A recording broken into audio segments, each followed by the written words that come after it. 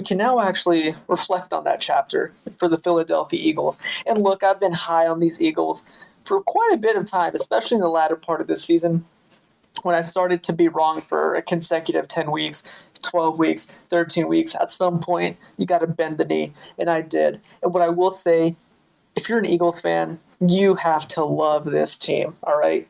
You got Hurts on a cheap deal right now. It won't last long, but again, the thing is, you're going to lose your offensive and defensive coordinator. You'll fix that. And at the end of the day, for Eagle fans, NFL, the Eagles overachieved. They weren't supposed to even be here, all right? The Eagles did essentially what the Cincinnati Bengals did in the previous season, all right? They got to the Super Bowl when no one thought they would. And to that, hats off. Fantastic season. And, just to add to your point there, Goggin, you didn't even mention this, but they have 2 first-round draft picks in this upcoming draft as well as a second-round pick. I mean, they're just going to keep reloading and adding talent to this already talented roster.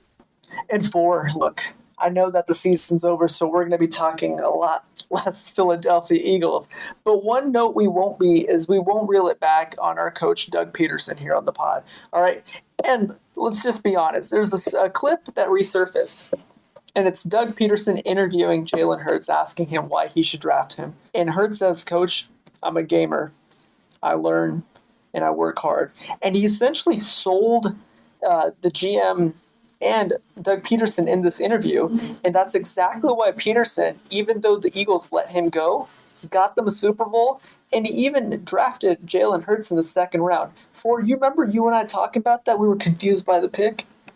Yeah, it didn't make a ton of sense. The last thing that they truly needed coming off that Carson Wentz season and with Nick Foles and everything was drafting a quarterback. So it is one of those that was an odd decision at the time, but clearly, it set them up for the ultimate level of success. Completely agreed.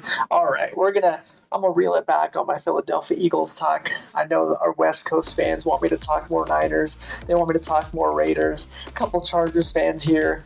The Seahawks fans perhaps, but we know it's the off season for them.